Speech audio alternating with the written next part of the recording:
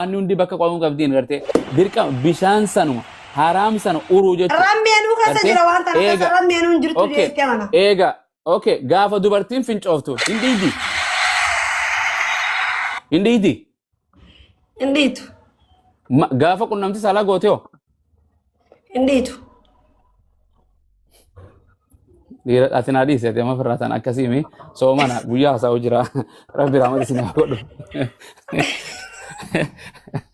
اوكي مالي غافي تفكر كوا غافي ننقبو قل جولي جايز تاب نغودا تاب من خيالي ورنينج لينين كبار سبب اني من خيل في نمني الدون من خيل ترجمتني تاب اللي نغودا قال تومان سنين جها وني ناني غافتشو بربادو نمني اتي هيرومتيوني في جاس وجنا دباتي خي جاسي خان كيسي درو فوله dubartiin sun hineerumtu yoo ati jaarsa kee duro heerumtee malee jaarsi kee si duro fuunaan hineerumtu jaanii abdii na murachiisan amma abdii muradheen jiraan heerumee ani waggaa shangee jira isa heerumee adda jaarsa kiyyaan bahe jaarsi kiyya fuudhee jira amma ilmullee argatee jira maashaallah rabbi haa guddisuu fi ani immoo hinoo akkasitti abdii muradhee hineerumtuu ganaan jira. كتاب ربي تيم كونيرة وان غيبة ربي خيس سينه كوني ربي لا يعلمها إلا الله غيبة وان فلدرا خيس سينه أتو إنه نفورو مالتي بيكا هيرو مدابو في هيرو مدابو دو وان غيبة وان نمر أدو خدت نمني يالون جرو هنا رمتا إن شاء الله ولكن أما قال خان هيرو مودن ديسا واتا كنمني قرتي إيرين إسار كنجرتو ربي ناسون إنه رمتون جنة أكجنا قرتي كل شيء بيد الله ما كتب الله لك سيأتي لن يأخذ أحد رزقك وأني هندي ربي جرتي إتشتي وهندا رزقي تنامني فراتون جرو وأني ربي سي كتبين دفتي جتو المناماتي متي أبدا تاني رزقي تنتين دفتي تسنجال ربي سياغرو إذا بلتي سا ربي هاتول شوفي أتلين انتاين إتي يعني مالجر دوبرتينيس غير يرو تفون قبدو سانغانس خان فون قبو غير جانا وسما فون قبدو أتلين قرار ملك ربي سيفاتول شو قرار راسي في فاتياس warroottan biraas artee bultiin takka diddu gamanaan toltii jechuu akkuma huccuuti uffanni kun yoo natti ta'uu dhabe nama biraatiif ni ta'a jechuu kopheen takka yoo si ta'uu didde kan biraatiif ni taati jechuu kophee biraa deemtaa jechuu bultiin abbaa manaa kun yoo si ta'uu baate kan biraati haa oofatu iccitii wal baasuu dhabe deemi bultii isaa haa tolfatu jaaramuun diigamuunis gallakkisuunis nabiyyoota irraa hunda dhufte fuudhaaf heerumni dur irraa isa akkanuma deemuu jirti jechuu artee yaani baraka umrii akka ta'e san ilmaan horree lafa guunnee bar jedhan ilmoo xiqqootti waan guddifteetu ilmaan biyya mana irra gurguddoo. Waalaikum salaam warahmatullah. Abbaa gadaa numa jirta? Wallahi alkeenya kuno jiraanne kaa rabbi umrii dheertuu fayyaa nu haa kennu garuu gagareefu jaboo nu gorsaa turte waan haadha faatee kanan dubbattanii maal isla rakkoo jira? Taamisiin? Haadha faatee tanan beeytan ilaalachin waan ofii nama jookan. Injirtu haa guutaa kan dubbanne namun dubbanne. Dubbanne guutaa gallee walumaan nu gorsaa ture garuu. In general godhe. Miira haadha faatee qaba Abu Muaz miira jechuun beektaa miira waan jaama. Hin beeka. Yaa fedhinnaa haadha faatee akka ishiin dubbachuu sagalee ishii dhaga'uu barbaade nu dhiisee asitti sokke normaal no. Namni wayii akka cincee jalaahi ganaa mana kana dhufuun kitti haa baatu. Assalaamu alaikum baga nagayaan dhuftanii. Maa kan dagattan abbo? Afaan keessa isiniin dhufuudhaaf jedhise malee wallaa waan biraa miti bara. Baga itti geesse illee komentiin hin jirtu. Dura ammoo biraayyuu hin turre salaatutti ture gisee jalqaba seentan magariiba salaatutti ture. Yeroo achi deebamu haasa'utti jirtanii sanumaaf jedhiseetiin jedhe inshaallah. Na dubbisee barsiraan haasa'eessa maal jedhama raasa. Waa'ee barinaa ta'een haasammee amma dubbattanii jennaan rifadhellee beektanii. Isina. Kaatima rabbi haa tolchu. Jara keenya gaa lafti ramadaa jenne haloo. Isumattu sheernaa godha. Isii qofa mindi keenya hin qaraan. Haadha faatee atis quraana qaruudhaaf qophiidha. Anamma madarasaa markaza jaareen jira. Feemasoota qofa. Aan ustaaz dhugaa dubbachuudhaaf wallahi karabbiin keessa kiyya na argu. Waa quraana qara'uu fi miti quraana jechuun isinillee homaa. Qarbii nu walii wayii hin seentanii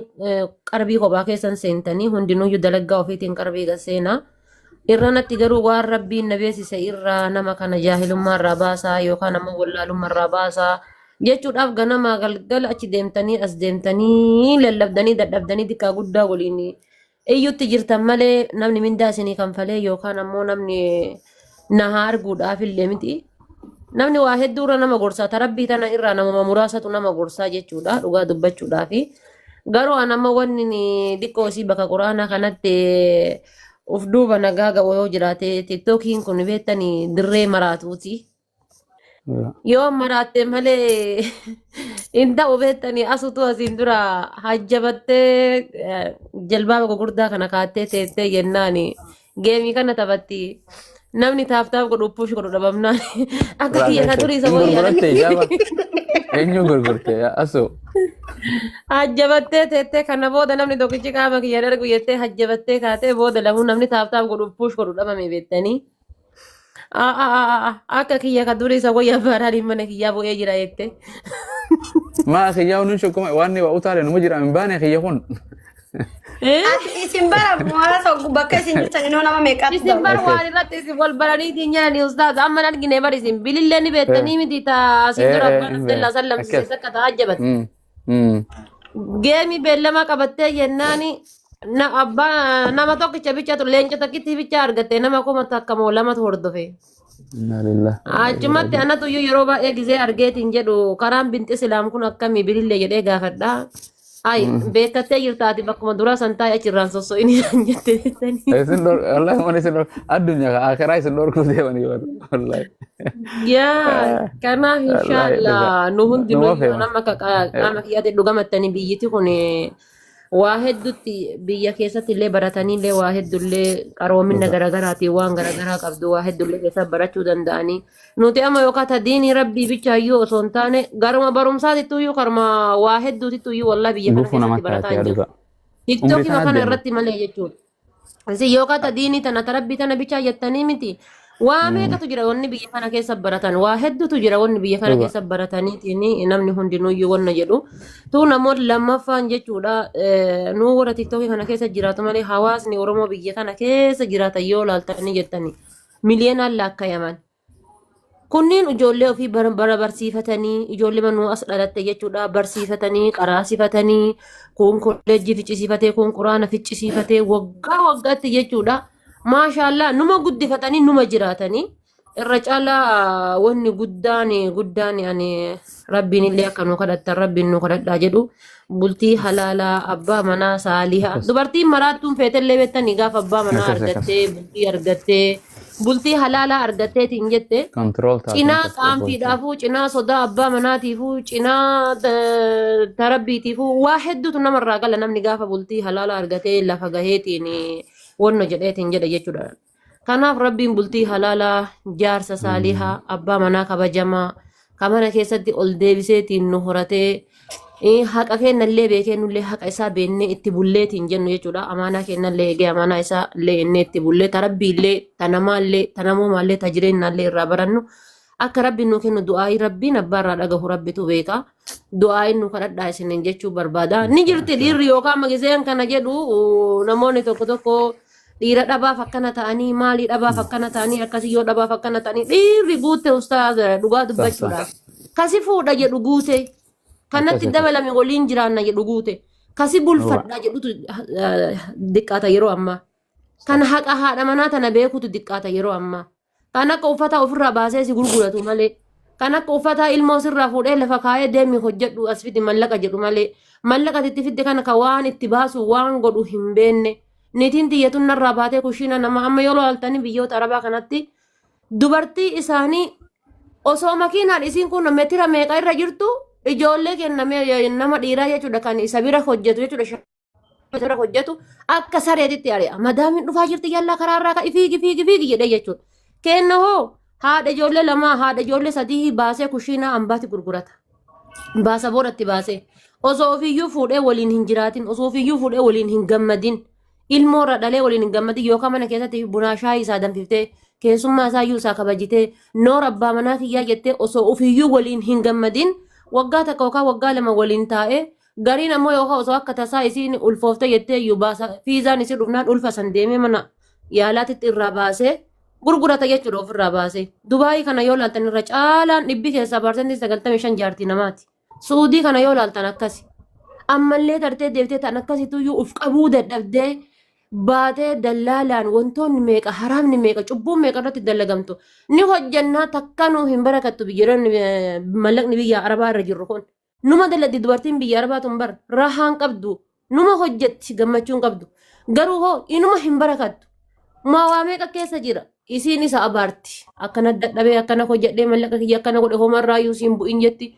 ilmoon ammoodhe haadhaaf abbaa abaarti sinigalee namni walitti gammaduuf walitti wanna jedhu tokko hin jiru sinigalaa miti gatii kana ta'eefi rabbiin bultii bareedduu jaarsa bareedaa kan amaanaa haadha manaa beeku akkuma jechuudha hadiisni xiqqoon qalbii nama hin bultu jedhanii Faana. gitanii kanaafuu warra nama akkasii rabbiin akka nutti qabu inshallah rabbiin akka tiktokii kanallee wallahi gama kiyyaan akka tiktokii nu jibbisiisu rabbiin nu kadhadhaa wallahi tiktok ani faan tiktok irraa galuun barbaada wallahi nafsi matee na qabu dadhabnee waa hundayyuu tartii waan itti deemnaadha ustaaza kiyyaan fakkeeffachuun tun illee irra hin jirtu jechuu barbaadeeti. Fadhinnaa namuutu nama qaba beektu garuu osoo hin ta'in jirana wallahi mee sooshaal miidiyaa jara keenya السلام mee عليكم ورحمة الله وبركاته. kunoo dhufe abbaan وعليكم gadaatis السلام ورحمة الله وبركاته. أكان أجيب بسيسة تيك توك ربي سين أجيب بسيسو. آمين اللهم آمين مبي ويلكم. wali qaba mee isin qaraasaa jirana waa isinii godha wallaahi rabbi jedha ta'a amata mee Gurmi qaqqaba walka. jirtanii olii galle hin deemne kunoo geemumara jirtanii miti hin taphatinaan jennee bar guyyaa tokko lama taphadhaa guyyaa tokkoo fi lama gartee saa'atan li rabbika wa saa'atan li nafsik yoo arra atiin baran ilmoon ati dhaltu ta wangeela qaraatumoo quraana qara'uu deemtu namni gariin ilmooti jaan qaraasifadha quraanaaf ilmooti yaafis ilmoon ta'e ofiif malee siif himi bar ani haadha yoon ofii haffaze haadhatii haffaze ana haffaze waliigallee jiran akkasii bar namatti so kanaaf jabaadhaa jara keenya mee isin yoo sirrooytan wallaahi yeroo baay'ee gufunatti taatan da'awaa keessattis kun ijoollee teessan feemulaal islaamaa mi kun mamaan isin gandatti mubeet ilaal viidiyoonatti ergan asuulaan naan jedhan isin ma gorsa gaafa ijaaba fadhisi arraba odaas boocha wallaahi dhiisa ammaas naan jette maashaallah gammadeen deema ta'uu baadurree taate ammaas jechuu baatii torbaan muraasa booda ammaas garaan murannu qaa ani isin gorseefis sawaabaan argadha fudhachuu baattanii sawaabaan argadha rabbiin kan na gaafatu qofa maan nimini maan fudhachiisinii miti nabi muhammadis maa fudhachiiftan dubbadhu ati wamaa calayka illa albalaagul mubiin aboo quraana qara'a jirana quraanaan kota walin aboo jara namni quraanaan wal wallaalee bar jaran akkana quraana qabee quraanni ittiin dubbatu innis itti dubbachuu dadhabe jechuu amaarifumatti ta'e amma abaqodda jara namaa leekkisan cinqanne kaan dhufee ama 20-30 addunyaarra jiraate wallaa xeenaa kolkoosaa maali jarana kuni quraana quraani yoo qubee takka jalliste qubee takka yoo jalliste takka ifa fakkeenyaaf gartee an'amta calayhim jechuun warra irratti qananiite jechuu an'amta yoo jechuun ayin dhiiftee agoote warra gartee ati gartee abaarsata warra ati irra raffi warra gartee waan biraata qubee dubbachiiftuu fi dubbifamaa afaan oromootitu jijjiiruun qubee dheertuu fi gabaabduu furdoo jijjiiruun hiikoo addaa kanniti quraanni akkasuma dammaa fi kasraa jijjiiruun takka rabbiin arrabsita takka of arrabsita takka waan biraa goota jechuu nabi muhammad akkana je'ee ammas gaddeebin hadiisaan dubbadha jedhee namni arrabsuma waan hin taane hadiisa rasuullee akkas hin jenne hin jijjiirinaa jara keenya waan beeytan malee hin dubbatina ta'a isin hin jenne ta'a feema san ta'an hadiisatti ta'a hadiisni rasuullee ka jedhe gartee namni narratti kijibe waan an hin kijibin waan an hin jedhin qubumarraa jijjiira waan hin jedhin man kadhaba calayya falyatabawwa' maqcadahu min annaar kijibni abu muwaaz irra kijiban rasuula kijiban oladda namni waan an hin jiinni jedhe teeysoosaa ibidda jahannam keessa kursii haa qopheeffatu jedha bakka irra taa'e irratti shiilfamu wallahi rabbiin jajjabdu walii gallee quraana rabbiitiis qara'aatii akkasitti gartee kootta maasha Allah mubaarakatti seene shaadaa sitti seenne garee shaadaati garee shaadaa ta'a loogoo kayyadhaa kootta garee shaadaa jechuun nu qofa miti isinis shaadaa jechuun shaadatee laa ilaaha illallah muhammad rasulullah kanumatti amantanii miti kanuma jechuu bar kanaaf dalagu jirraa jechuu malee waan biraati miti koottaa dammarama ida'ama nama qabsiisa fida hiriyyaa wajjin dalee dan barsiisa yaama biyya arabaa waliin galtan wal barsiisa amanti akkuma geemarratti wal afeertan islaamummaa tanatti afeeri guyyaa qiyaamaa si dhufee namni arra faloo si godhe kun yaa assu yaa mube faloo waree riqabna guyyaa qiyaamaa booya maa gartee islaamummaatti nan yaamin islaamummaan dhugaan maa nan afeerin yoom na qabde koottu naan jette aboo koottu islaam koossa gadi waaqa tokko waaqeessi naman waaqeessin naan jette yoon je'e si qabe guyyaa qiyaamaatti si qabee si gadi lakkisu rabbi noomaatti nimis hin jedhaati islaama sheer islaamummaa ta'e naggada geema keetis sheer dhaadheessi wayis islaamummaas dhaadheessi yoo kanan taane jara keenya rakkisaadha wallahi lazim rakkisaadha yoo gartee tiktookii namni sii baneetuma nama garii mubaarakun faa banee fi akkaawuntii banee fi harka kaa'e وان تيغوتون ان بيت اتشمر اكما تبقى تكا مباركين وردفتي تكا ابو موازين وردفتي تكا فيديو كتمت انسان مغرسيس نما غويا توكو دوبرتي تكا غافا تيك توك اندرو دفتي مو بي فيديو خدا تربه متانسيته mucaa san nu bira qaraate amma anaa gorsee keessa mucaa tiktookiin kee kun otomaatik sumaa deebi'ee maxxansee moo huccuu adda addaatiin silaa agartee huccuma takka taate otomaatikii wanta godheen jedha huccuu adda addaatiin kaan rifeensa gallakkifti kaan aadaa hidhatti hogguu feete kaan kofoo hidhatti kaan gurdii hidhatti kaan meekaappii godhatti kaan bifumataaniin jetti walii gallee kaan shaggooyyee kaan raayyaa kaan quraana kana hunda viidiyoo 17 maxxansite. Maaliin jedheen akka kun kaase kami hojii kaasnee mucaan dhuftee garee teenyatti qaraatee boo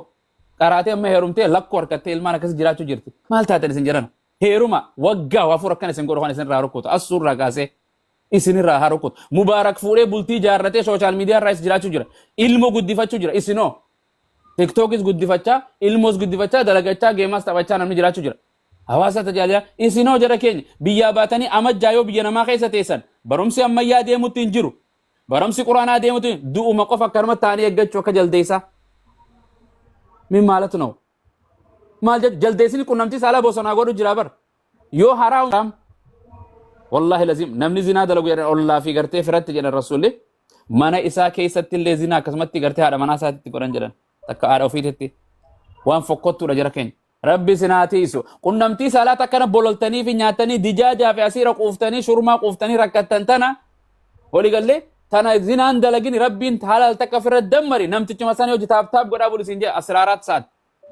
eekaa maali yoonuma dandeesse itti jiraadhu sa'a salaata shanan